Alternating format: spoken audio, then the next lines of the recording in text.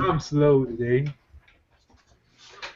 All right, y'all, we're live and direct for another episode of the GATaca Cypher. I thank you all for joining us, especially you guys out on the East Coast who might be engulfed in this sky cocaine, as I call it, the snow, the blizzard. but thank you for joining us. Today we have, as always, Evil, my co-host, and today a special guest, my man Tombstone Da Dead Man, CEO of Reaper Legion, formerly Reaper Nation, and also my G brother, yes, the mighty Thor. Oh no, that's what's your That's my comic book character. Entropy, right? Yes. Also shit. You know, later on, you got a little Iron Man. Iron Man. Hulkbuster. What? Wait, hold on. Wait a minute. Okay, let's show off the ball, we got toy. We got toy off in here, people. We got toys, man. What you talking about? It took me like 20 minutes to get on my shit. Now that's fucking awesome because that's exactly what we're here for today. We're going to be talking about geek culture and also how it's kind of permeated hip hop and pop culture in general. Yeah. Also, later on, maybe a little midway through the show, I definitely Tombstone want to talk about you and Graydon's project. Right. I won't say much about that now. Give you a chance to flesh it out later, but awesome. I think it was awesome. Yeah, it's really fucking dope because I'll say this much: it's a combination of comics and hip hop, which is what we're talking about today. So, dream come true for some people. Yeah, absolutely. And I was thinking about it the other day, and it's the reason why I decided to make it the topic today. There's always been a presence of comic books and a little bit of video game references here and there back in the past, but as of late, I would say geek culture in general really has been kind of just taking over the world, and being that as it is, taking over the hip hop world too. You hear a lot more comic book references, anime references, video game references. Yep. Like we were just talking before we started going live on the show. It's always been present in hip hop, especially comics and hip hop. Yeah. But I don't think that to the extent it is today. So what do you guys think of that? I guess so. Go ahead, Tombstone. I think it's the case of it's basically following what's in society. See, the whole geek culture thing is popular amongst pop culture now. Back in the day, it wasn't. Back in the day, it was something you did, part of a little subculture. And even with myself, I hid a lot of it because the niggas I grew up around, they wouldn't understand that. You know what I'm saying? So I had to hide a lot of that. And I wasn't the only one. I found out later, growing up, I actually had friends that were into it too, but because they thought I wouldn't, you know what I'm saying, like, get it. So and be ostracized for it. And that's without a doubt. So I think it's one of those things. I think it's now that it's become socially acceptable to even label yourself a geek. You couldn't even do that back then. That was an insult. You know, you got beat up. You would get mollywopped. You know what I'm saying? So that has changed. That dynamic, that paradigm has shifted. And as a result now, you're going to see it represented in places. Even people that I would not technically think are actually geeks, and it seems like they're doing it because it's chic now. Right. But even with them, they don't mind embracing it. So... Right, yeah, like I know a couple dudes from the street that are really doing it in the street, unsavory activity who fucking love comic books. Yep. I know a dude who slings and walks around. He wears fucking Iron Man t-shirts, Dragon Ball Z t-shirts, and the dude will fuck you up for lack of a better word. He's not no fucking slouch. You know what I'm saying? So it's definitely more acceptable today. So Terry, what did you have to say about it? I think to even expound further on that, I think it sort of speaks to what hip hop is. Hip hop is an amalgamation I mean, it came out of the West Indies, the Caribbean, and it was sort of like the dance hall, and it kind of rose out of obscurity because of a certain push. And the same thing is for comic books. There was a necessity for comic books because they needed to sell a product, or they needed to get across a message. First, it was patriotism, the American way, buying your bonds for the war, teaching kids morals and ethics without having to indoctrinate them in school. And so, you have these larger than life ubermensch characters like Superman and like the Flash, who was an Olympic star. I mean, these things weren't by mistake. These were purposely put in place. And then you fast forward to today, for all intents and purposes, hip hop artists are superheroes to the people that listen to them. Exactly. We are superimposed caricatures of an actual person. We take on a persona when we pick the mic up, and we have that voice box and that echo chamber in order to get across the message. So I mean, it's a natural sort of merging of two worlds. They're able to do it in a physical realm, and we're able to do it in an audible and vocal realm. But I mean, we pretty much occupy that same sort of creative space. So it definitely makes sense, Absolutely, and it's funny. Again, before we started up this podcast, I mentioned Ghostface Killer as being a pioneer as far as mentioning comics. But then just now, I thought even further back. Think of the album cover for Adventures of Slick Rick. What is he on that cover? Yeah, that's true. Right. That's true. He's dressed up in a Superman-esque thing, like flying through the sky.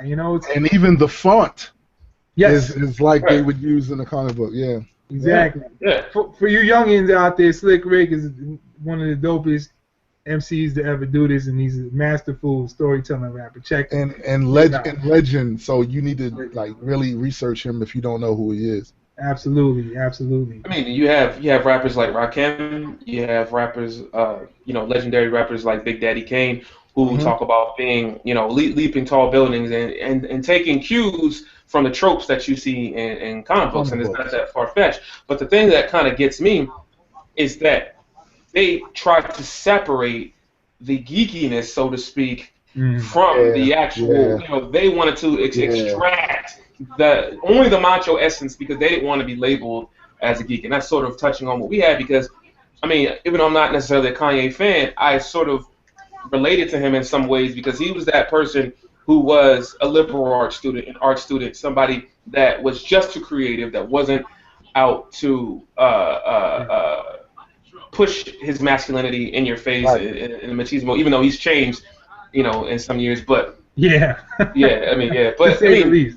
Yeah, to say the least, Lupe Fiasco, much the same way. Like a lot of these very Childish Gambino. Yeah, Childish Gambino, which I'm not really a fan. But I will definitely say that one of the things that I'm most proud of as far as people picking up the helm of geekiness is that producers, YouTube stars, people who are on social media have latched on to that and have taken it further. Do you see what I mean? Yes. So now the emerging worlds of hip-hop and geekdom and people who love board games and people who love Comic-Con, they are emerging and these things are becoming commonplace. And geekiness is not synonymous with being an outcast anymore. Right. I mean, because it's or being industry. A chump.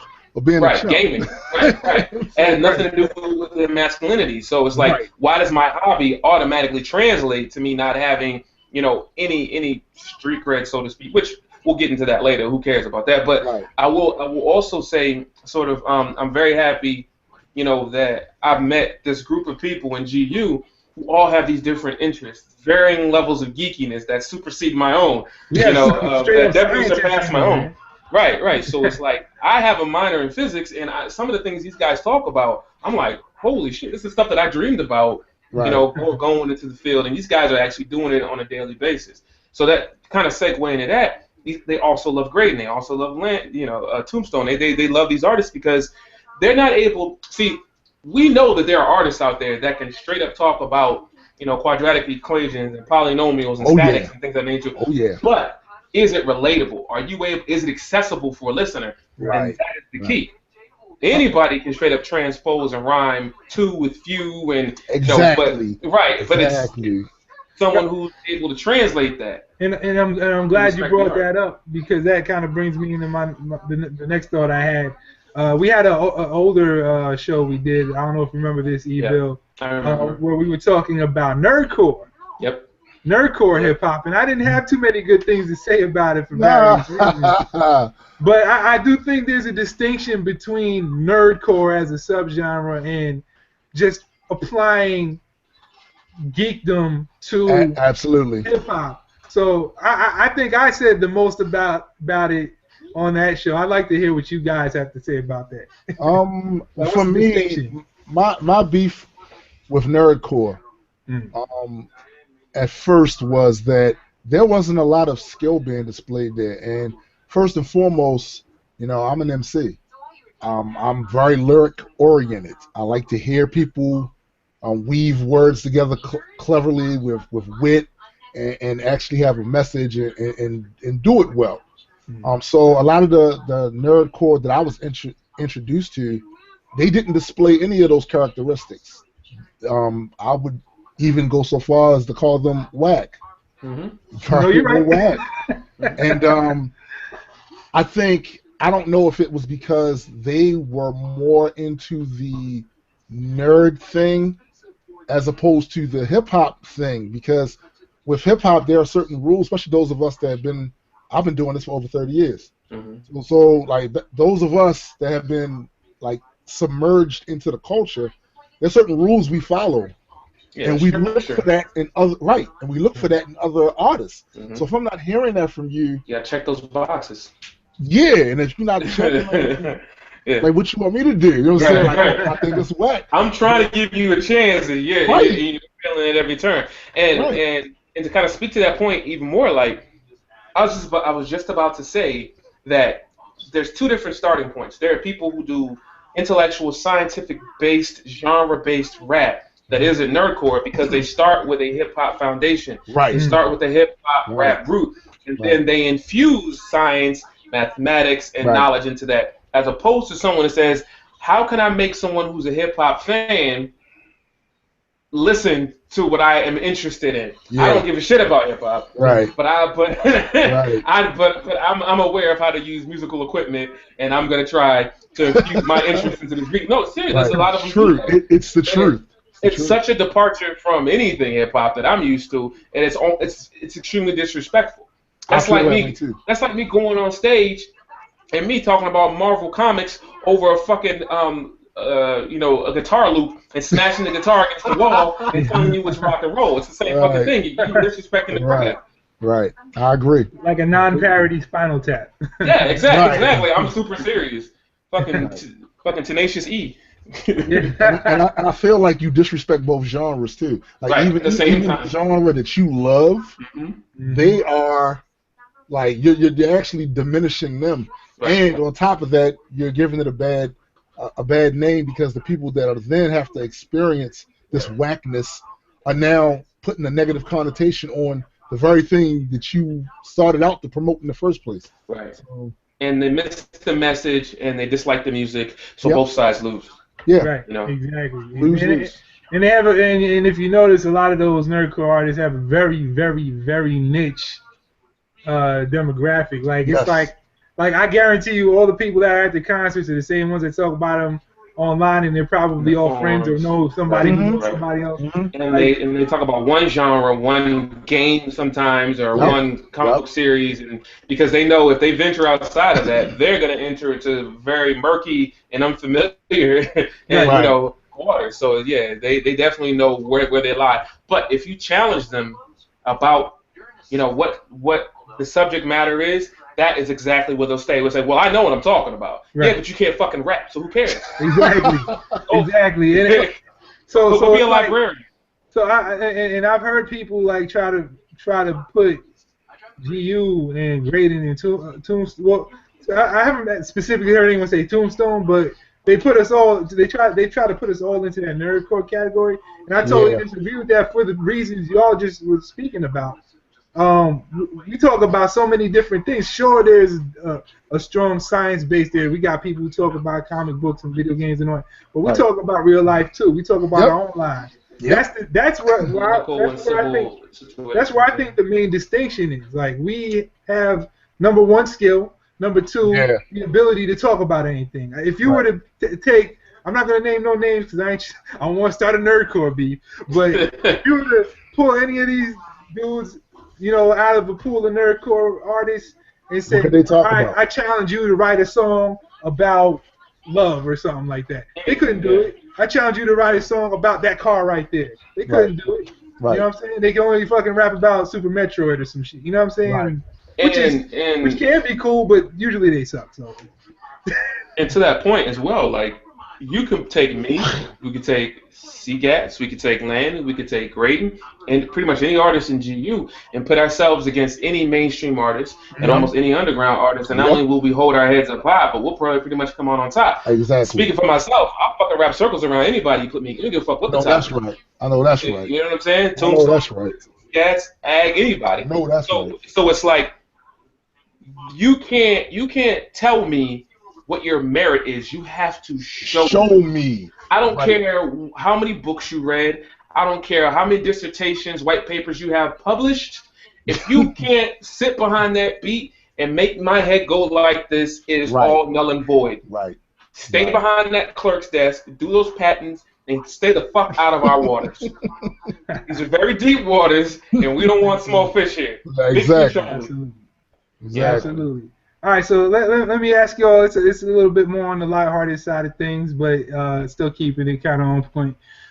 So, all right, I'm gonna ask each of y'all, and I'm gonna do this for myself too. Name your favorite comic book character and tell me how you feel you relate to them as an artist and as a person. Tombstone, mine's gonna be kind of long, so I wanna. Okay.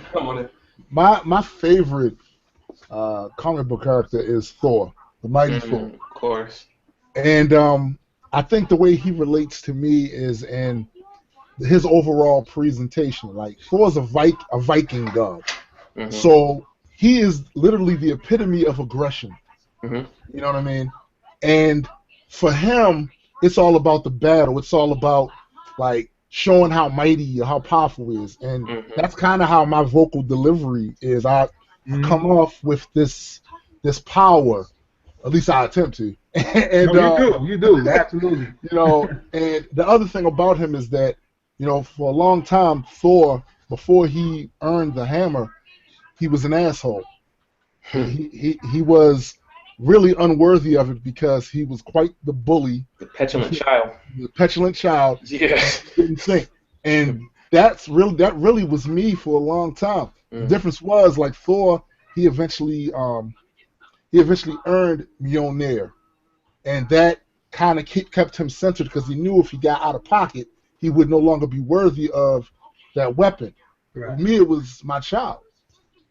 I couldn't be something that could lead me to getting locked the fuck up again. You know what I'm saying? And then not be around my kid, and I wasn't raised by my biological father. He really had nothing to do with my life. So I didn't want to visit that upon any child I brought in this world. So that's why I relate to Thor, I think, as much as I do.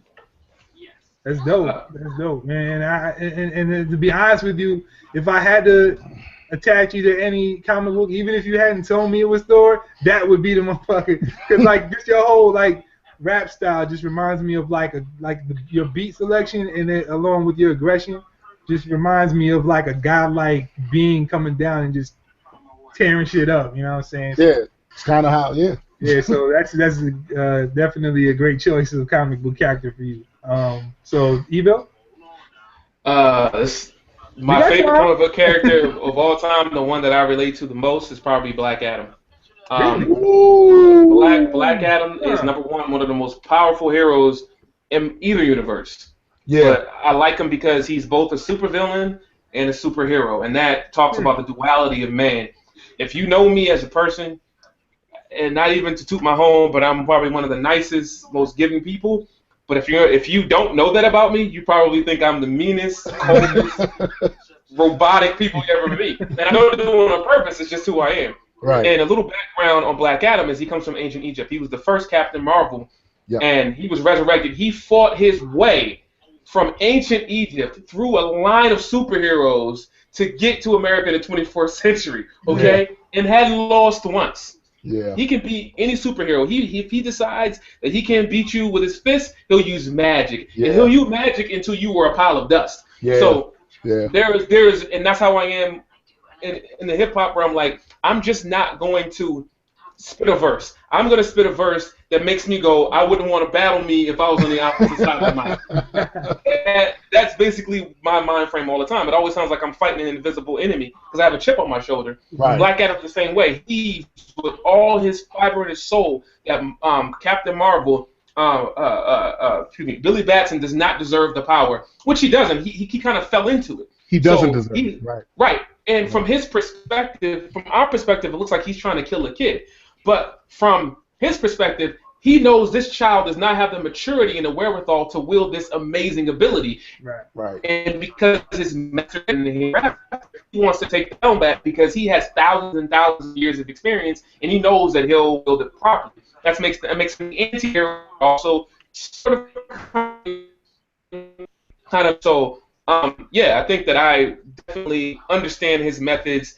Even though people think that I'm evil, which is why I took the name Evil. But on the other side of that, there is a much greater purpose, a much deeper MO that resides under there. My motives are good, basically. You know what? To add something to that, Evil, that is probably a character trait of you as well.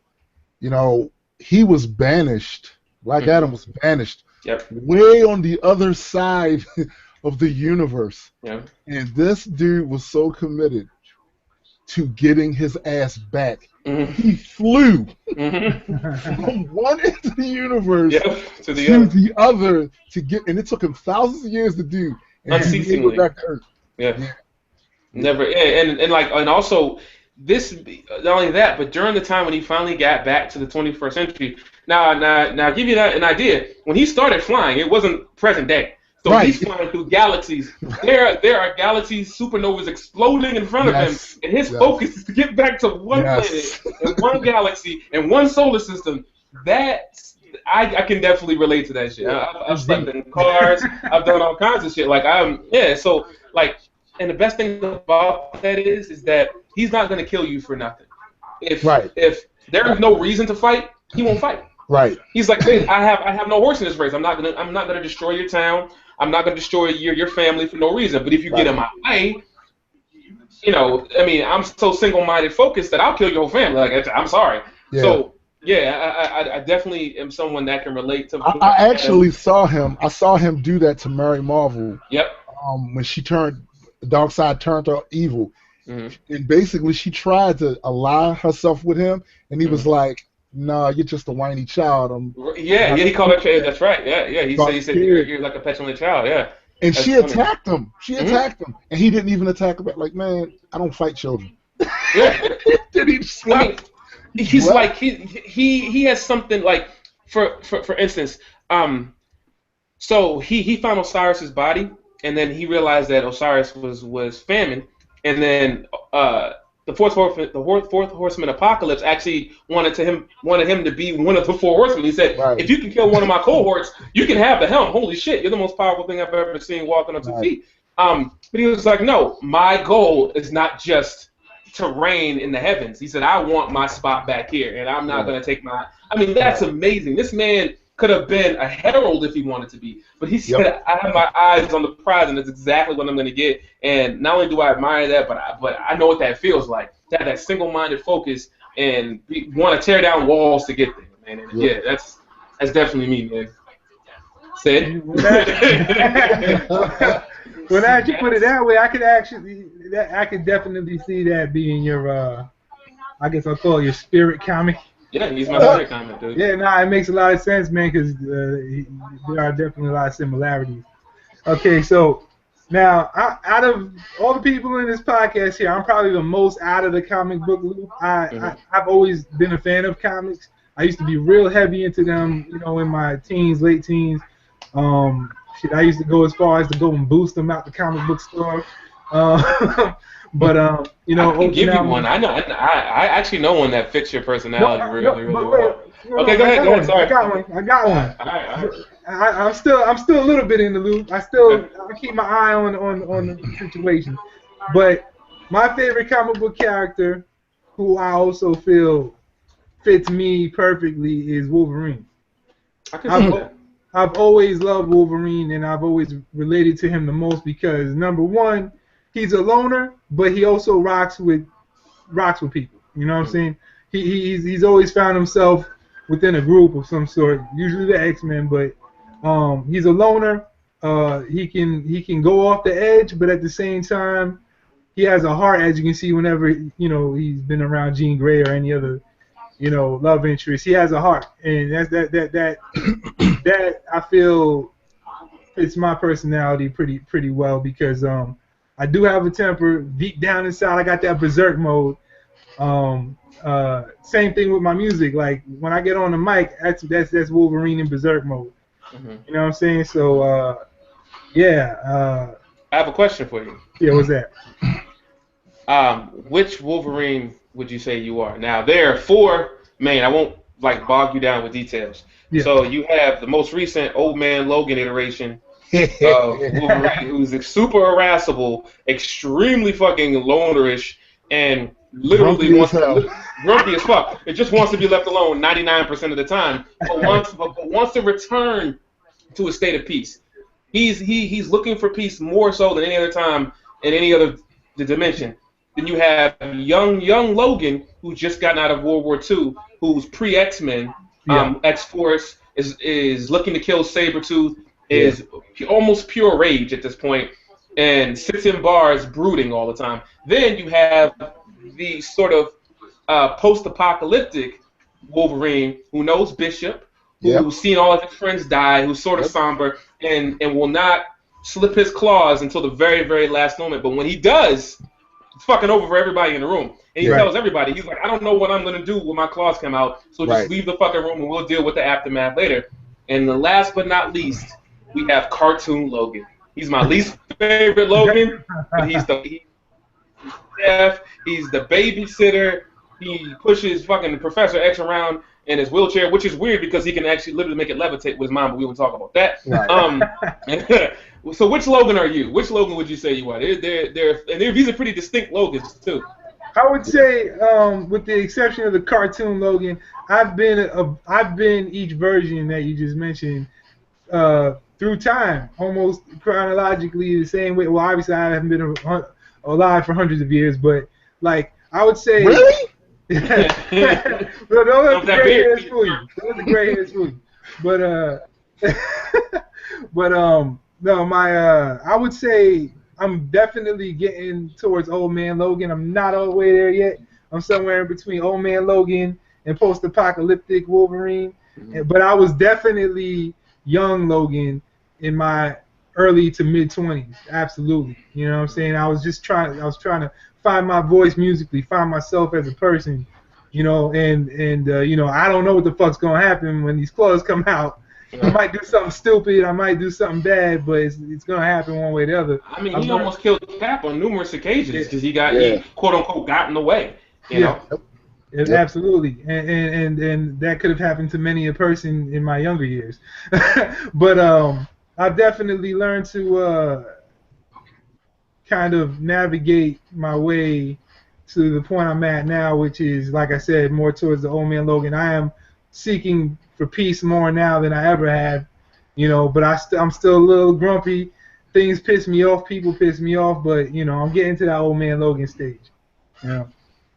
So he's absolutely always been, and probably always will be my favorite comic character. I'd say Punisher is probably a close second, but Punisher's definitely in the conversation for me. I think one of the things that I don't necessarily like about Punisher is that the earlier Frank Castle, I thought I liked him a lot better because he wasn't as much of a loose cannon. But I think they wanted to sort of up the ante a little bit, probably in the early 2000s, with all the superhero movies coming out. They wanted to up the gore factor to help him keep up with Deadpool and people like that. And I think they over fucking did it. Frank Castle was never about bloodshed. I mean, even though his name was the Punisher, but in Punishment, it was more about the judicious ending of a conflict. He said, okay, you want to sell drugs, you want to be a fucking kingpin, I will kill everybody that you sell drugs with, and everybody that distributes those drugs, and then I'm gonna kill you last. So you can see your entire empire crumble. Yep. He wasn't. I'm gonna go to a bar, murder everybody in there with a switchblade, and blow the fucking bar up, potentially killing innocents. Yeah, like that, he didn't care. There was always a catalyst for his reactions. Right. Like I'll never. The first Punisher comic book I ever read was back in, I want to say, 87, 88. It was an issue where these I think they were like Taiwanese or something. They were trafficking children and cooking them and eating them. Mm-hmm. And when he made his way to that boat and found out what they were doing, he fucked that whole boat up. Yeah. I mean, like, no, it didn't. Man, woman, didn't matter. Everybody died because they were eating kids. You know what I'm saying? Wasn't this infused with like a Daredevil arc? I swear to God, it was. I remember because these are like this was the Punisher Max series, right? I swear it was because I have it in my drawer. I just can't remember. I Sorry, I didn't mean to interrupt your thing, but I remember that. No, it's cool. Yeah, that was an old one. This was back in the 80s, bro. Oh, it was in the 80s. Okay, because I know they did the Punisher, the Garth Ennis Punisher Max series, like 2003, 2008. That shit was gritty. It was well drawn. And the best thing about it is they dealt with real world situations like sex trafficking. And I remember that because it stuck out to me. I was like, holy shit. You can then go to the news and read about the same things that are going on. That's happening in a comic book. Yeah, exactly. And that's what I loved about Marvel. DC, I love DC. Don't get me wrong, because they have some of my favorite characters. Obviously, you just talked about one. But the thing that got me about DC, about Marvel, was that they were a lot more socially conscious, and they were a lot more about diversity. They broke so many fucking comic book barriers. I mean, back in the 60s, first black character, first female superhero, first gay superhero to come out, first transgender superhero to come out. You know, the college dropouts, incest, all kinds of things. Oh, the incest thing was kind of fucking weird because the baby came out all fucked up, but that's all, whatever. Right. I mean, yeah, it was, and I loved them not being unafraid to tackle heady subjects and doing it in a respectful way and really doing their research on it and not just, you know, trying to get viewership based solely on, you know, a hot button topic. You know what I mean? So yeah, I definitely like that. Also, I have a question for you guys. Stay on the comic book thing. How would you respond if you were a writer, a comic book writer, editor, chief, whatever? Respond to all the blowback from, say, a Miles Morales or the new Thor, who is a female, or you know, to even Aqualad, who's you know, the black character, Blue Marvel, who is a black man, things like that. Blue Marvel. Yeah. Isaiah Washington, who's the new Captain America, stuff like that, who now is a black female Captain America now, who's even stronger than the original Captain America. Because she doesn't use a shield, she says, my fists are the shield. My shield, right. Yeah, so, how would you, Tombstone first, since I guess you and I are the hugest geeks. I probably wouldn't even have an answer, so y'all can just do this part. Okay. For me, it's real simple. First, I would remind them of the fact that this is nothing new. This has been going on for a while. It's the reason that, you know, they have changed characters all the time. Different people have worn the mask. It's the same with the Thor thing. Now, with Thor, they got pissed off because they had a woman, which is really just Jane Foster, basically. become Thor. And I'm like, so you didn't have a problem when Thor was a frog? Right. You know what I'm saying? Like, it's been numerous times. And when Storm became the goddess of thunder for Asgard, and that's this is nothing new. And basically, what comic books have to do, like with almost any other genre, is they have to pick from the themes from the current times they're in to be relatable to the people that are reading the books now. Exactly. You know what I mean? So I would simply tell them that what they need to do is put their big boy drawers on. And actually be a fan of the genre enough to understand the history of the genre and how they do take from current, whatever the current themes are, they draw from that. The same way rappers, MCs worth their salt, pull from what's happening in the world around them. They're doing the same thing with that art. And Right. if you don't like this, there was like decades of old comics that I'm pretty sure you haven't Huge read. catalog, right? Go back and still read that stuff. Mhm. And that's all you got to do. That's what I would tell them. Yeah, and sort of even to piggyback off of what you said, there is a precedent for these Yeah. types of issues. Every single watershed moment that has happened Mhm. in worldwide, globally, be it wars, be it hot button topics, has been chronologically, because these people are geeks, which means they read the news, they read books, That's and right. they are emotionally invested in these things, and they do it in a cerebral way, and they write Right. about it. And since they Right. cannot write an episodic novel about it, this is where they put those things in, so that it can be Exactly. translated and absorbed by young minds. So it's not. This is canon, dude. The same thing that's happening here is happening in a more parable form in Star Wars and That's Star right. Trek, for God's sake. I That's mean, you right. know what I'm saying? And it's like these are not things that are new. And just because you're not able to understand the parable, just because things are more objective and pushed in your face, doesn't mean it's not there. And Right. and you know what? The funny thing about that is that they don't critique the writing, they don't critique the art, they don't Nope. critique the plot line, they don't Nope. critique the plot holes. The Nope. only thing they care about is fucking skin color and gender. That's all they No, care that about. is the gospel truth because that's all I've seen. If they took the time to actually read, like I've been reading the new Thor series since Mhm. they switched over and she got the hammer, Right. and it's I gotta great jump on it. writing. It's great writing. Now, is there parts where I think some things are a bit heavy-handed? Yeah. Yeah, sure, but that's to be expected. It's the comic book world. Everything is heavy-handed in And the then they comic get it book right world. in later editions once they figure it Exactly. out. Yeah. They found an equilibrium Right. to the message they're trying to bring, as well as the overall fun of the story. And it's kicking ass. It It's is. kicking ass. And all they have to do is just read the story. It's like you said about the new Captain America, new female Captain America. Mm-hmm. I believe that's in is that 2099, the Right. female version. That series is a great series. Just give it a chance and read it, and stop thinking because she has tits, right? Right. All of a sudden, this isn't Captain America. Right. No, it may not be Steve Rogers, but she has her own set of things that you can find interesting about her. And not only that, there are different dimensions. There's Earth 2099, there's Right, Earth 123. right, There are so many different iterations of Earth that you could read about and go on for yeah, years without ever touching this one. exactly. It's all part of the Secret Wars, trying to get away from the New 52 bullshit, which Hmm.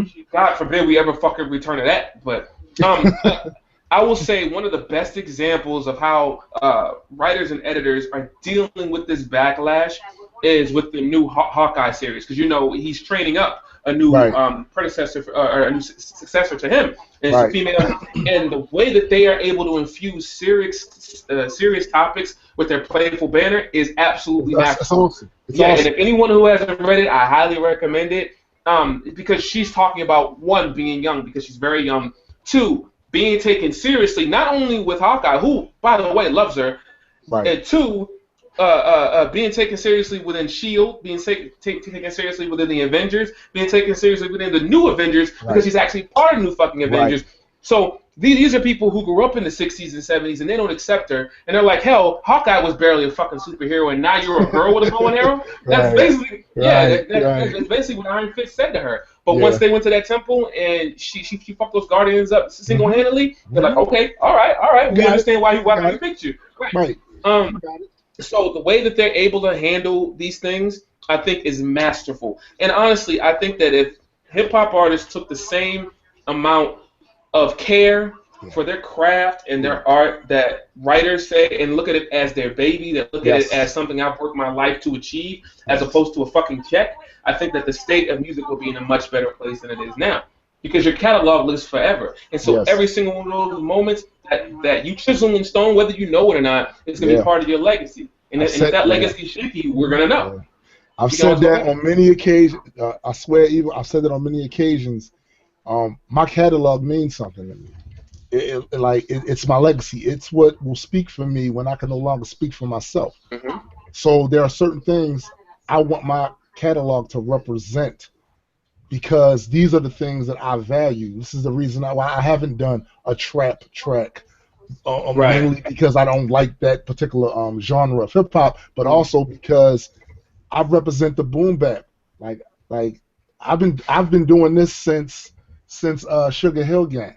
Mhm. All right, so like Flip that that's my one, era. pull that one, millennials.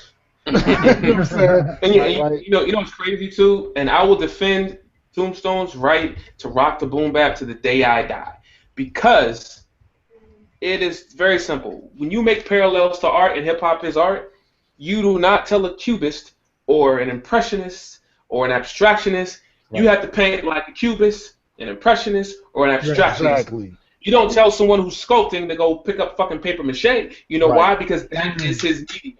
This is the right, medium that we're choosing to express ourselves in, and just because it is not live within the mainstream hmm and it does not converge upon that apex of nonsense, doesn't mean that we have to indulge in it. right, You know what I right, mean? And it's not right. about following a trend. It really, really fucking isn't. It's about expressing yourself. Yes, that keeps the lights on for these record execs and hmm A&Rs, but the only lights I'm worried about are upstairs. So as That's long as right. those That's motherfuckers are right. on, that's Right. really all I can That's concern right. myself with. Right. That's right. And so taking that and then keeping with the whole geek culture theme. Now we started off talking about how the geek culture has permeated the hip hop scene. Now how do you guys feel uh, hip hop about how hip hop's kind of permeated the geek culture scene? Uh, The other way let around. me Like you look at a lot of video games, and you know what I'm yeah, saying. The soundtracks have exponentially yeah. gotten more hip hop Yes, influence. You yes. see it in the way the characters are dressed, the soundtracks. I can't speak too much on the comics because I haven't read one in a really long time. I'd love to hear what. You don't want to. One of the things just in the we talking about the genre of comic books and hip hop, kind of latching on to that. My biggest beef with a lot of that is that a lot of the artists that attempt to say I'm going to make a comic book, and what they basically did is just took hip hop themes and put it in a comic book style. The character Right. has a 3-finger ring, Oh Right. this big God. Dookie rope chain. Right. It's based somewhere in an Appropriating. urban neighborhood. It's basically and it's shitty art. It's a shitty story, and it's not legitimate in my eyes because not only am I a hip hop head, I'm Right. also a comic book geek, and I see that you're only using this as a vanity project. Mhm. You're not taking. It's not like you taking it seriously. And Right. there's been some rappers that I actually respect as rap artists that have done this, and it made me look at them different because, dude, come on, man, don't do that to my shit. Like, don't Not do too that to my not too shit. long ago, somebody told me, "Yo, there's this character on Naruto that reminds me of you." And I'm like, okay, I'm not a ninja. Let me check this out. So he showed me the character, and it's this guy. He's like he's a black dude, of course.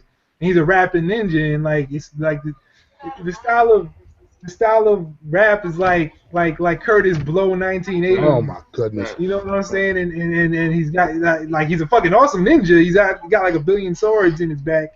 And he's He's a black fucking rapper, is what you're saying. yeah. I can't remember the character's name, but it seems like a lot of people's perception. Oh, Killer B. Oh, thank you. The character's name was Killer B on that Yeah, Naruto. I know Killer Bee.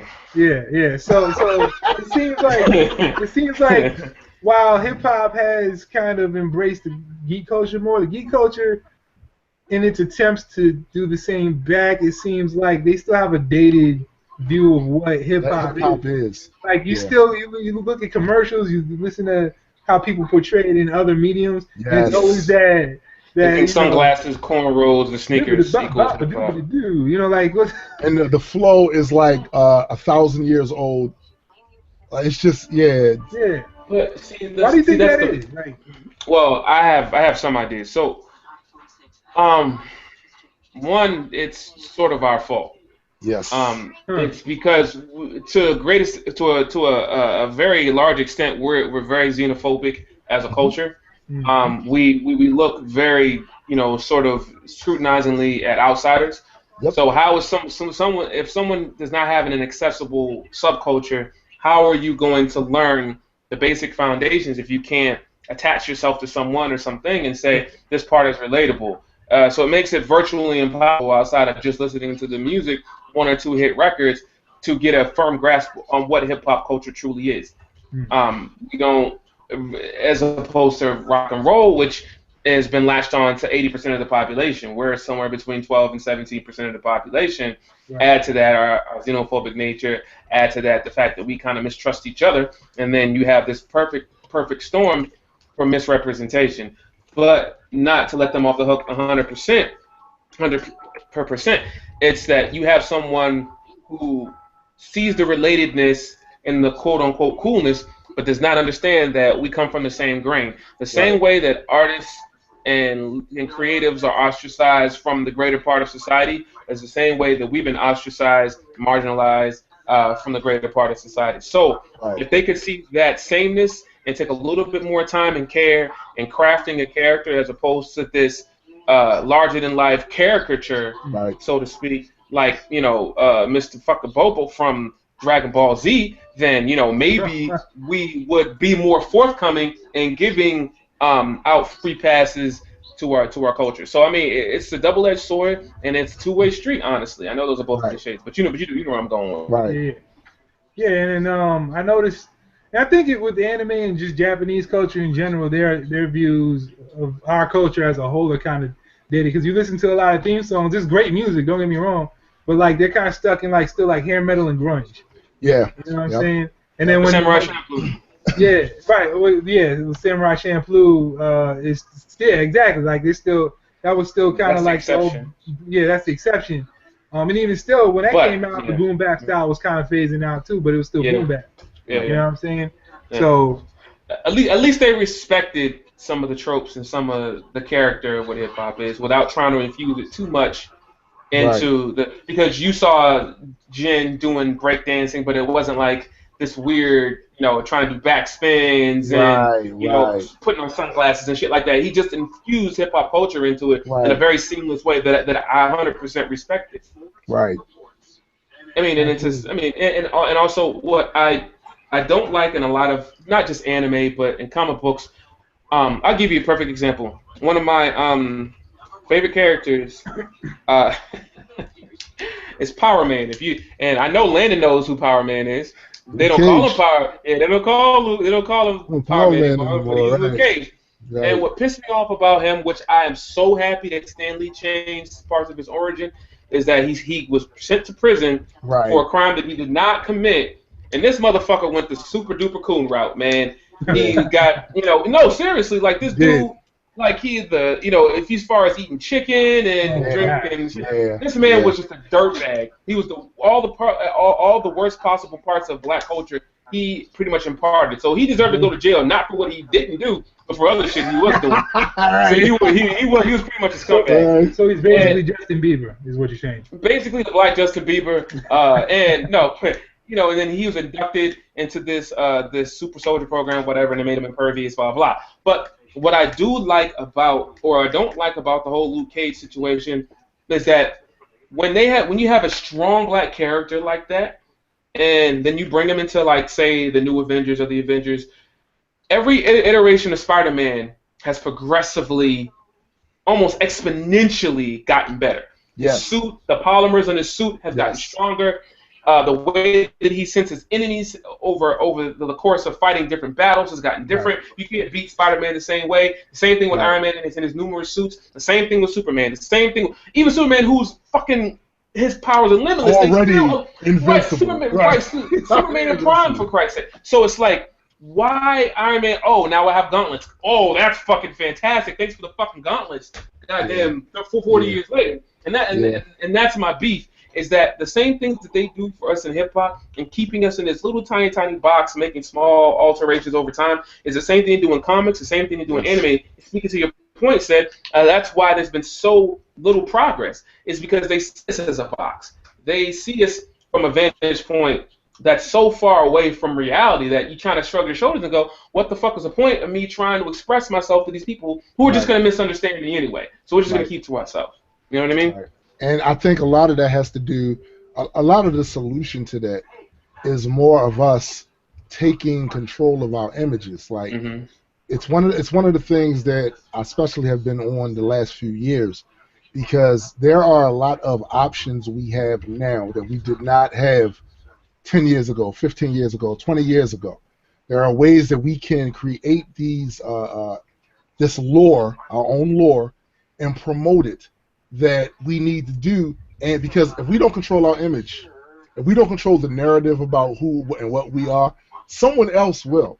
And if there's no pushback, right? If there's no pushback, it becomes the narrative.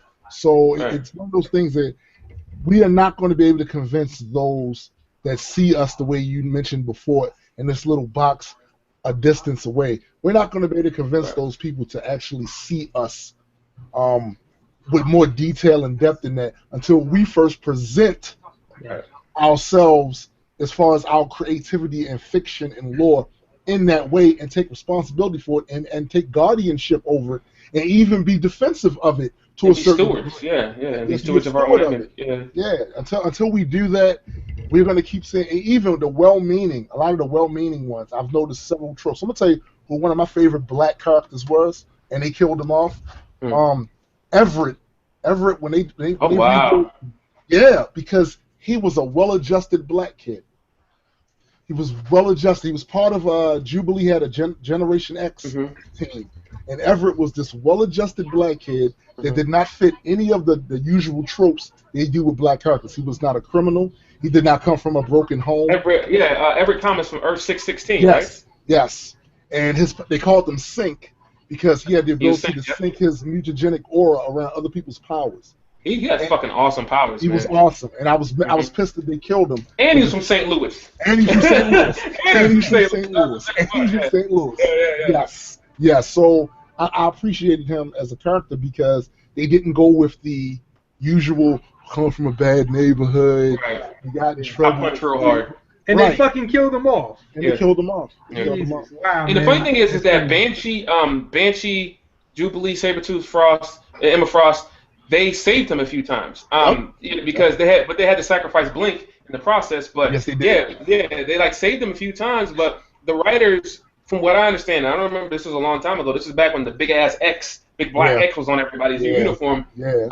Well, from what I understand, now correct me if I'm wrong, Tombstone, but the reason why they felt like they needed to kill him off was because they had a whole host of younger teenage characters that were coming in, and this was back when God damn it, I can't think of the name. It's the new comic book maker actually just come out. It's right on the tip of my tongue, but it was so popular because that was when Spawn was coming up and all these things, and they felt like you know what I'm talking about, right? So they felt like they needed to compete with this, and this diverse cast did not fit with that sort of cast. So they were like, we got to do away with people like Blank, people like Sync, people like Trimmer. By the way, Trimmer was a terrible fucking character. Yes, he was. He just shook really fucking fast. It was whatever.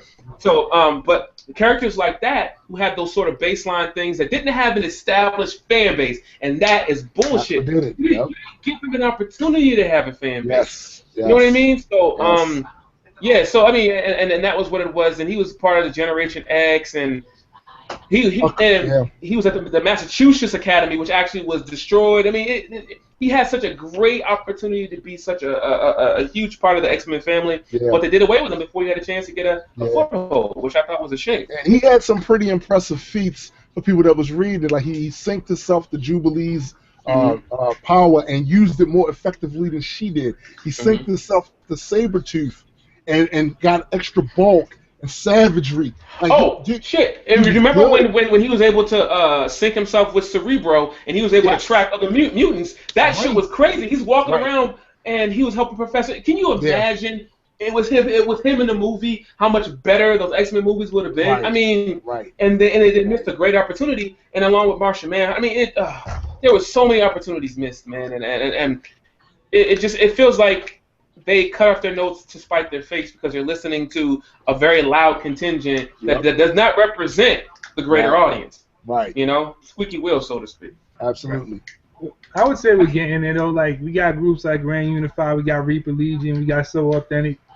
I think, honestly, we could bridge that gap with what we're doing, I know we can. I'm convinced of it. I'm convinced of it. Yeah, I'm sure of it. We've already started, really. And And I mean, and into that, I'm so thankful that I've able just so authentic as a group, GU as a partnership, Reaper Legion. I mean, I've been able to meet so many intelligent, relatable people that have literally inspired me to keep not just making music, but to express my views on things. And saying, we want to hear what you have to say. We love, and fans of mine are now fans of Tombstone. Fans of mine are now fans of Graydon, and vice versa. So it's great that we're able to have this web of sort of partnerships that we're able. Not only that, let me tell you something, man. There were times where I've been sitting at a table with A&Rs and producers. I mean, these people make millions of dollars a year, and they told me, and I quote, there is no way that even one fan is going to understand your music.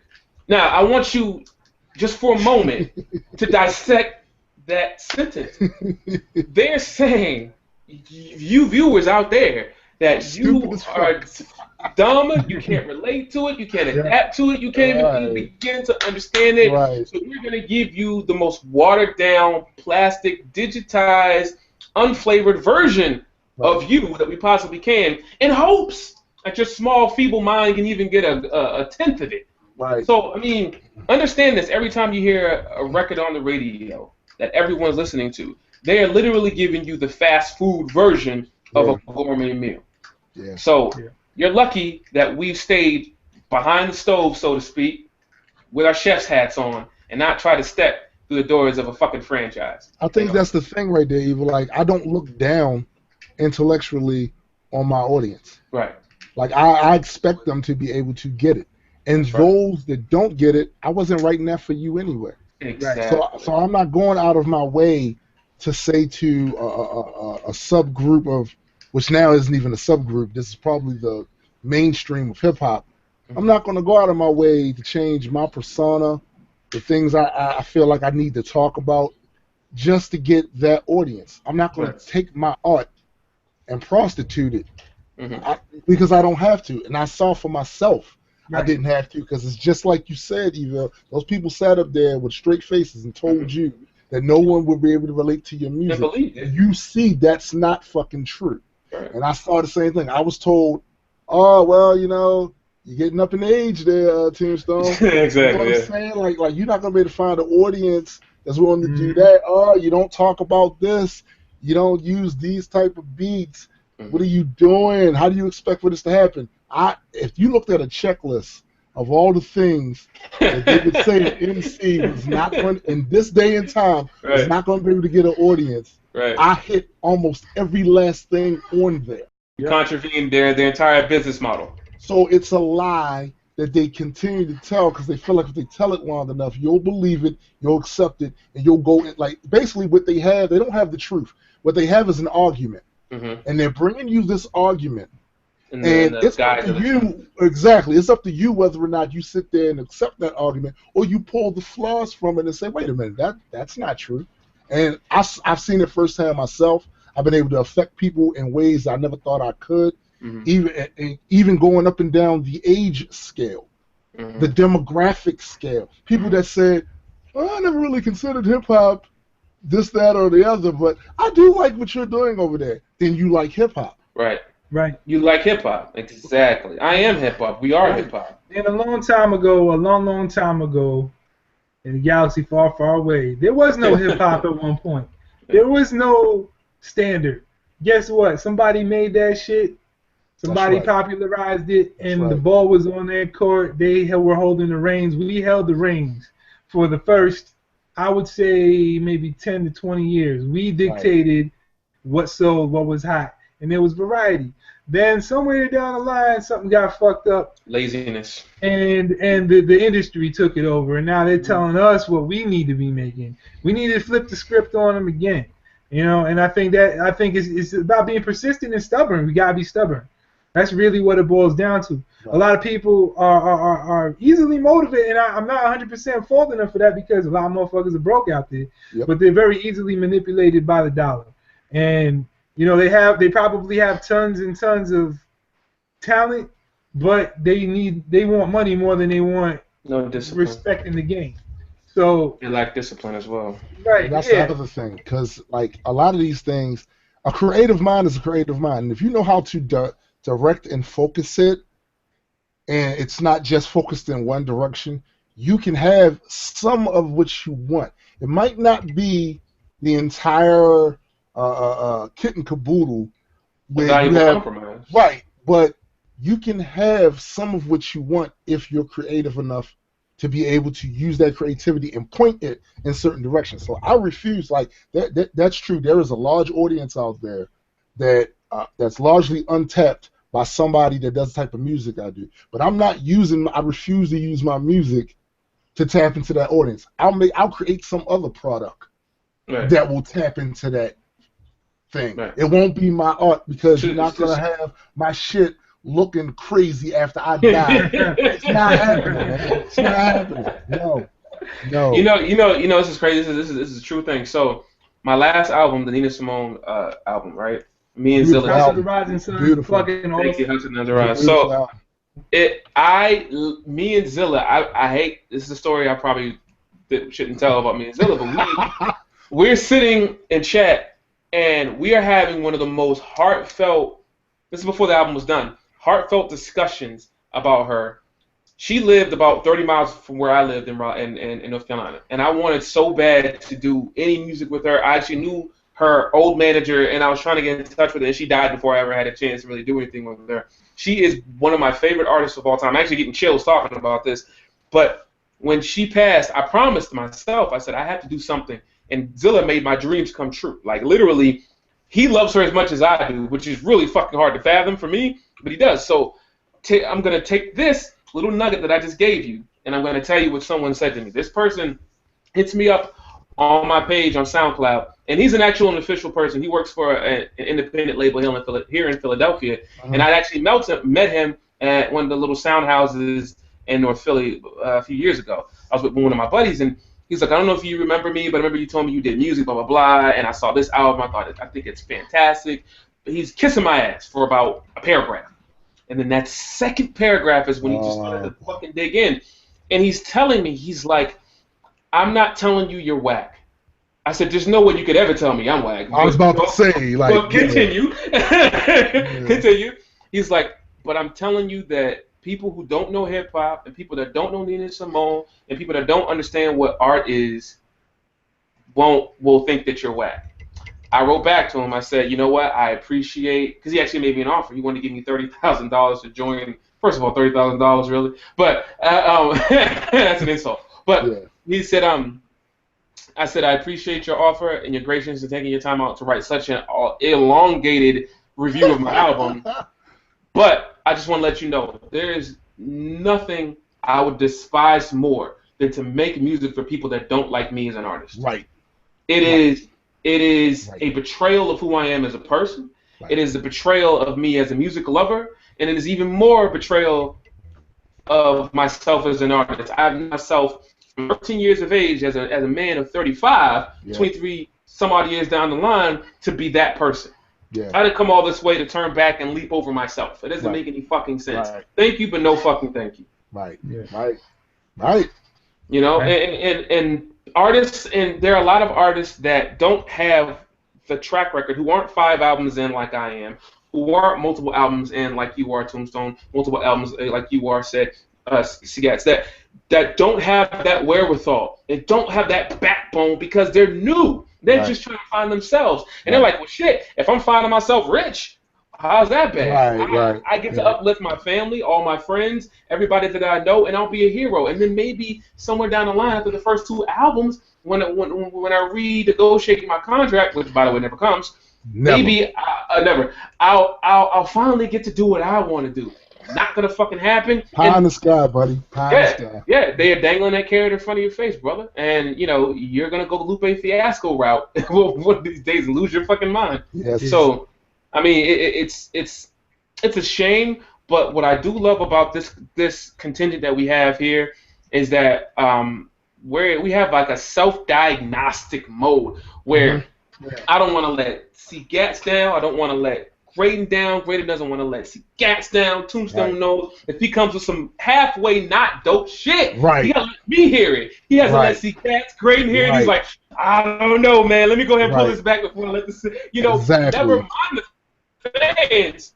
You have some of the most scrutinizing eyes watching you at all times, that's a lot of what hip hop is missing. Because a lot of the elder statesmen of hip hop are going, no, I like it. No, that's fine. It's good. I like when someone sounds like they have their fist in their mouth. Be called a hater, and this is where the disconnect is, because they are so concerned about what other people would say about them. Like, would the new kids like me? Because if I say I don't like one of the people they say they like, it's like an insult to them, and they'll just call me a hater.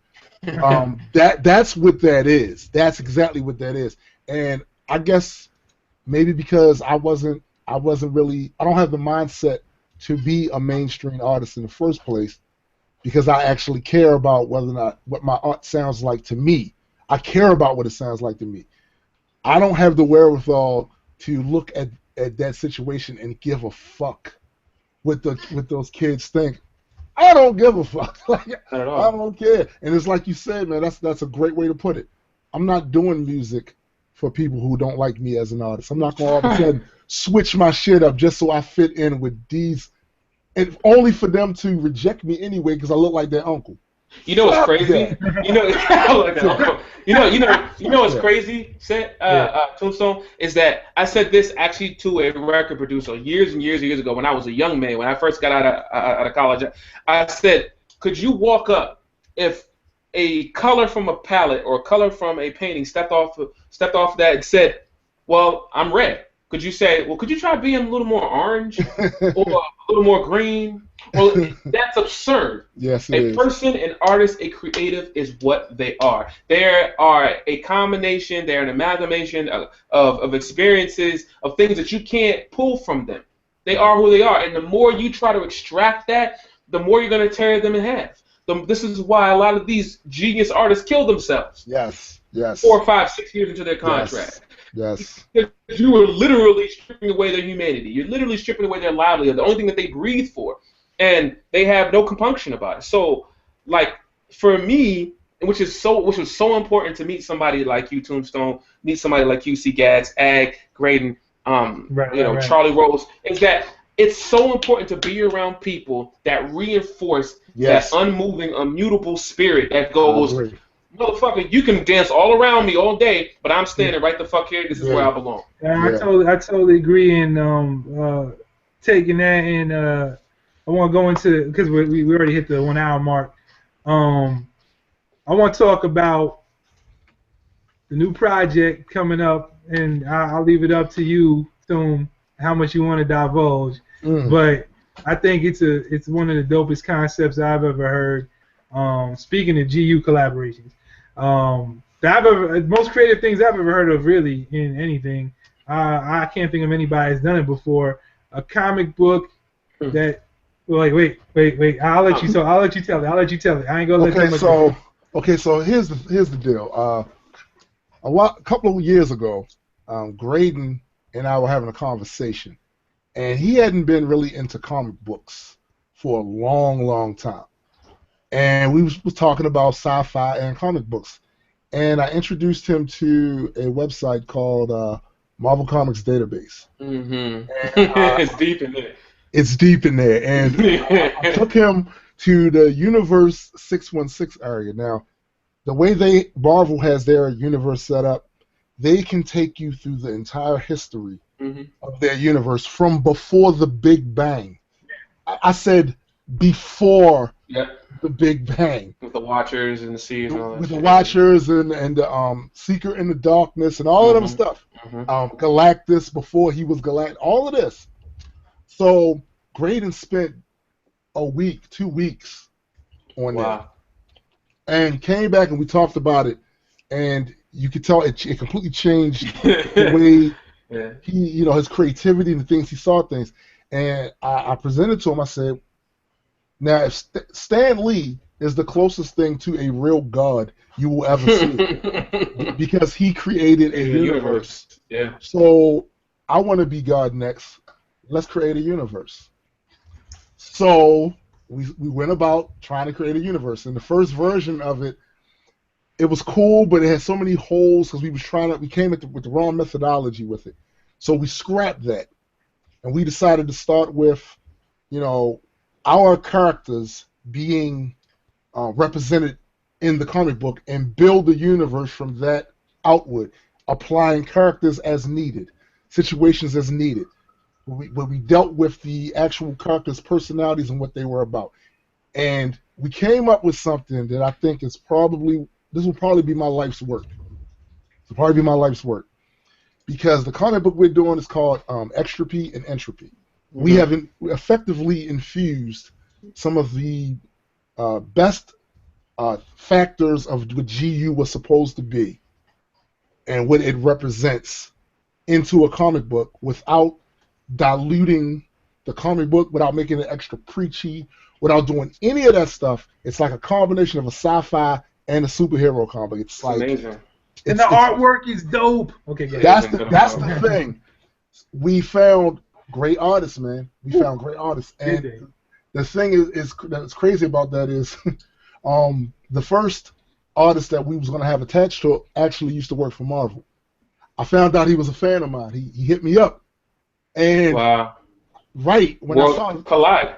Worlds collide, and I said, wait a minute, I'm surprised you have heard of me. And when he gave me his name, I said, why does that name sound familiar? Just so happened I had some of the books he drew. Wow! So you're both fans of each other. Right. He drew the Gambit series. Wow. Don Hillsman, and he told me, he said, so any character you want, I will draw for you and sign it for absolutely free. I said, I appreciate that. But you know what I would like even better? Me and one of my fellow artists are creating a comic book. It'd be nice if you could help us conceptualize the look of these characters. Mm-hmm. And he said he would, but he was busy. He had a whole bunch of stuff, and once he gets through that, he would. It just so happens one of the fans we had actually works in the business. Another one. Wow. I found his page. And I happened to look at it one day, and he had all this comic book stuff up there. And I approached him about it, told Graydon about it. His name is Joseph Arnold. He is a phenomenal artist. Mm-hmm. And he had the look, as far as his style, that I was looking for. Because other people were trying to present to me different artists, and they just didn't have me. Not for me, because I'm a comic book dude. So right. I know how it's supposed to look, right. And completely perfect. We got a colorist. We now have a letterer, dude named Dave Miles, and everything has come together. And the story basically takes place originally not in our universe, but in another universe that we refer to as the abstract universe. And you have basically it centers around two races of people. You have the Extropians and you have the Entropics. Mm. The Entropics are an abstract race of beings that are the physical manifestation of the laws of entropy. The Extropians are not a physical manifestation of the Extropian principle. They're more like humans who had to do the same thing that we hopefully will do and overcome our barbarism and evolve up the Carter scale. And they got to be type 2.7. Right. So they're so advanced that they could sit on a council full of abstract beings that, for all intents and purposes, would be like gods. Yeah. And existing in multiple dimensions at the same time. And the crazy thing about it is they forged a relationship. The two characters, Gray and Lord Entropy, forged a friendship, even though they have completely different, diametrically opposed views. On the other side of the spectrum, that's right. Dope. And it's a story about betrayal. It's a story about warfare. It's a story. It's Game of Thrones sci-fi comic book. That's fucking dope. Better than that. It's better than that. It's absolutely insane, man. And we're going to be doing a crowdfunding campaign coming up soon. We got to get some of our ducks in a row to help us fund, because this cost a lot more than we thought it would. It's a big undertaking. It's worth it, though. But it's definitely worth it. Not only that, there'll be a soundtrack. Yeah, that's what I was waiting for you to talk about. There'll be a soundtrack to the comic book, and that won't be the last bit of music that comes from that, because after each story arc, that might be Mm-hmm. between 7 or 8 books long, there would be some more music. I'm so glad you brought this up because Graydon was telling me about this whole thing. I wasn't sure if y'all were ready to make it public or not. Oh But yeah, that was the part that fucking blew my mind. The comic book by itself is already some crazy shit. But then y'all are gonna do fucking a serial with Side this by with the side, side by accompanying side everything. musically with the yes, comic nigga. What? yes, That- yes, this is why I fucking love you You guys so scored your much. own comic book. Yeah. Y'all are so creative and ambitious, and you don't give a fuck if it's gonna fail or not. You just I did don't it. care. You know I what I'm don't care. saying? I look That's at it like fucking dope. this. I look at it like this. You Nothing take beats a failure chances. but a try.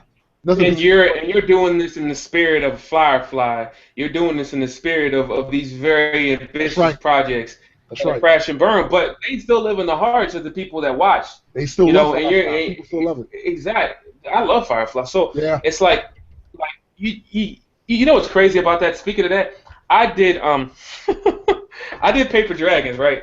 And it did not get the same fanfare as some of my other albums, but the It people was that like dope, Paper though. Dragons, Yeah, it's they were dope. like, "What the fuck is this?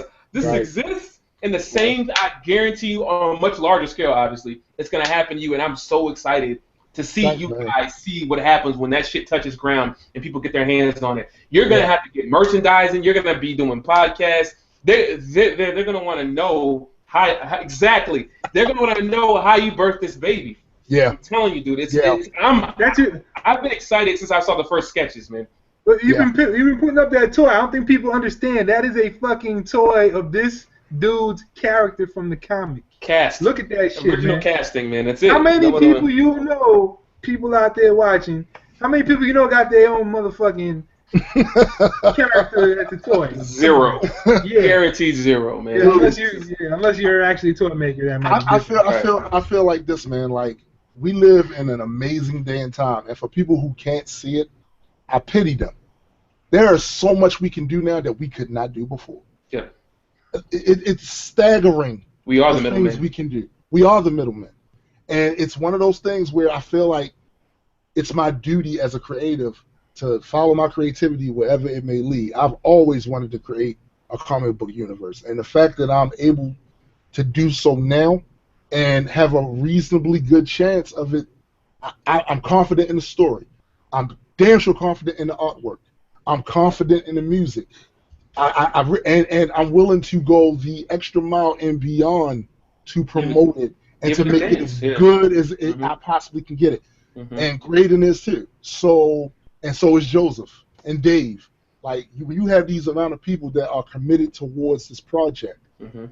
any project for that matter, something special is going to happen. Mm-hmm. So even if it doesn't happen in my lifetime, something special will happen. I think it will, though, man. I think it will. I'm gonna make Y'all sure are pushing one of my it. fans knows about it. Yeah, for sure. Absolutely. Hey, y'all already got a couple of songs out that y'all released early. Like I remember 2 years ago for the when we did the concert in Maryland, you guys did Ragnarok, which is fucking crazy. Yeah. So what could you tell the fans, like where can they find these little tidbits, these little You samplers? can probably find. See, Ragnarok was like an exclusive, Yeah. so it was one of those things where we did have a Bandcamp page set up, and for those that contributed to the Celestial War crowdsourcing campaign, Right. they had access to that. Graydon and I have been talking, and we're probably going to set something up where they can go and preview some of the songs on here. All I can tell you is, man, like, it's probably the most exciting thing that I've been fortunate enough to be a part of, and it has boosted my creativity to just another level because, I talk about a few things in my music, like politics, how I view humanity. Sometimes I do a little personal stuff, and I even discuss, even though I haven't done it as much recently, atheism and rationality and stuff like that. But I see my creativity moving towards another horizon with this comic book thing, and it opens up a whole new realm for ideas for songs and stuff like that. And it's like it's incredibly exciting for me right now because I just finished my 6th album, last year around Halloween. Wow, congratulations, bro. Thank you. And by the end of this year, I'll be at number 10 as far as projects. That's And how by- many projects I have. Yeah. And by the way, for y'all, he puts an album out every Halloween because he is the Dead Man. Of course. Gotta be. And this last one was fucking ridiculous, by the way. Thank you, man. Yes. Thank He you. hasn't made I appreciate it. not one whack album, man. Not one. That's very hard to do in hip hop, man. I tell you what, I'm glad you guys look at it that way. But my And I would tell you. hypocritical mind, my hypocritical mind, I can name one that I never want to hear again. But I'll never say which one it is. Me too. Look, I'm there with you. No one will ever hear my very first album, ever. I will burn that motherfucker. If I ever hear anybody, I will come find you, bro. Yes. Embarrassed by that shit. Yeah, never, ever, And ever. Evil, you're gonna do a Liam Neeson. Like I have a certain Yeah, I have a certain set of skills. I will beat you to death with my microphone. I swear to God, it's not happening, yo. I have standards, man. That shit was way below the standards. So we're not gonna hit hear school. So we're never gonna hear that Tombstone, the Icy Man album. Look. Maybe my Bandcamp subscribers. I might get, but I'm really worried of doing that because my music has been pirated now. Yeah. Oh, you made it big time, man. Right, my music been pirated, so I'm You done afraid made it, man. that stuff might get out. You know what I'm saying? It might get out somewhere. Yeah, man. Hey.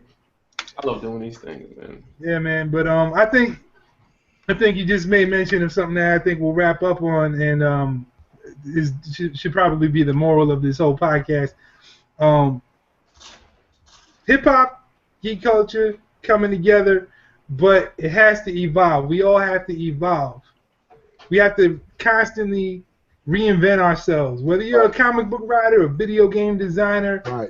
or a rapper, or a Cosplayer, right. Cosplayer, anything. You have to constantly reinvent yourself. That's how you, as an individual, become a better artist, and I would even argue a better person. Yeah. And you maintain a fan base. Mm-hmm. You might keep a really, really small core base of fans doing the same shit over and over again, but Right. you've got to take risks. You got to jump off the deep end sometimes. Just like Tombstone and Graydon and a lot of the GU artists and me and Evil, we do. We're always trying to find that new kernel. New brass ring. That new brass ring to reach for. Thank you, Terry. Mm-hmm. If anybody, no, don't be sorry. But for anybody, and you can apply this even outside of the entertainment world or the music world. That's right. If you're a fucking garbage man, I don't care if you're a garbage man, a nurse, a doctor, it's all about marketing. I hate to put it in those terms, but that's what it is. Even if you're just marketing for yourself, like you've got to if you want to get better, you got to keep reinventing yourself. So if you take anything from this podcast, I hope you took that.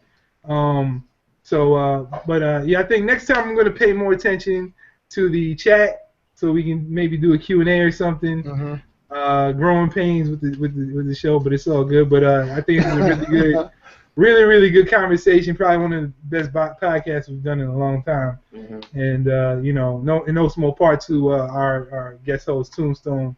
Absolutely, man. I love that one. Thank you. But before we get out, I always have to give people the opportunity to promote whatever they want to promote, websites, whatever. So since you're our guest, we'll start with you, Toom. All right. So I got a couple of things. First and foremost, like I told you before, my last album I released was Halloween 2015. Mm-hmm. It's called The Sixth Extinction. You can find that in all of the online stores from Google Play to iTunes and 5 stars. Thank you. Also, well, I am about to release a EP that will be a Bandcamp subscriber exclusive called Toxic Thoughts. The thing with my Bandcamp subscription is real simple. It costs like $5 a month, and with that, you get access to my entire catalog, old stuff, present stuff, and new stuff, as well as bonus songs that I never released, things that I'm working on that I want to get an ear from. You'll actually have a hand in helping me craft music for my next project. I have a mini cast on there where I discuss certain things that I don't talk about on my Rational Warrior channel. I even do little video blurbs on there to show my fans some a little behind the scenes stuff of how I do what I do, or maybe what I'm going through that particular day or a thought I'm having that day. Mhm. And all of the proceeds to the subscription service goes to help fund my Reaper Legion network, which I'm using to not only promote geek culture, but to promote a love of learning, as I will be doing museum tours. I'll also be going to certain national parks, natural preserves, to talk about natural history, talk about certain exhibits and things, and just overall show that learning can be fun. You can get the hell up out the house. You can grab your kids, and a lot of these places that I'll be going to and highlighting are free. Just take your kids there, introduce them to that stuff, and that's what we're going to be promoting on the channel. So, and I also the comic book.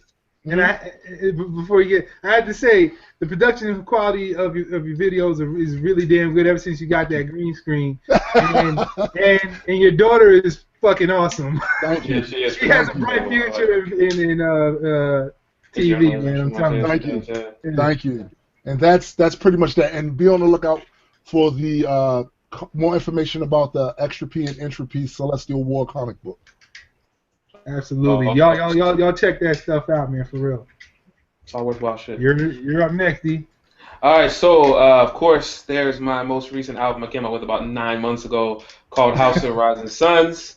It's a collaboration with myself and one of my favorite producers, Spoozilla, the German producer extraordinaire. He's dope. He's incredible. I have another EP coming out very, very soon called Of Salt and Stone. This is basically...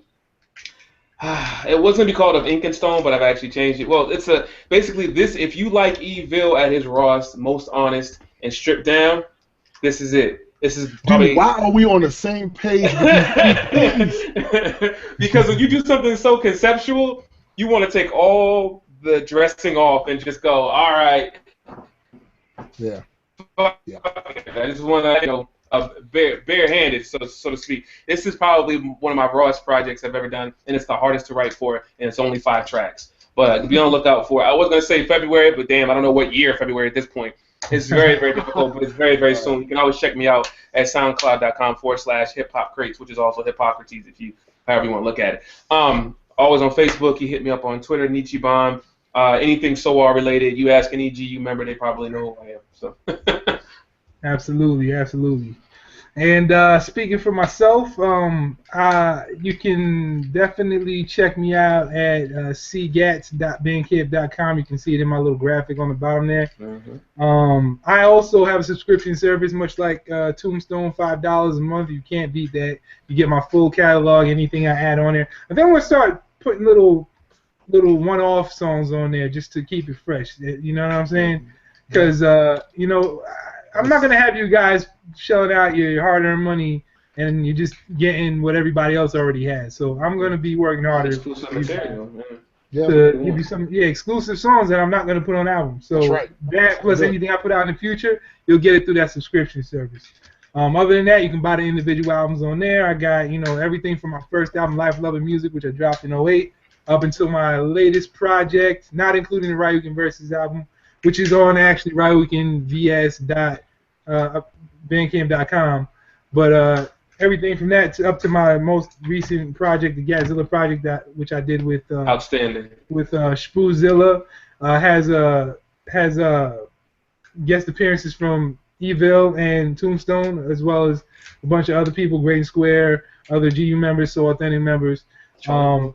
As far as any future projects, I will admit I've kind of spread myself a bit thin, like I have a tendency of doing, but it's because I love collaborating. I know so many fucking talented artists, and I like working with people. That's like my favorite thing to do is working in groups and in collaborations, which is why I haven't had a solo album, not including a mixtape, but a solo album since my first one. But I've been working on something with Rare Commodity. We're doing an EP, maybe an LP.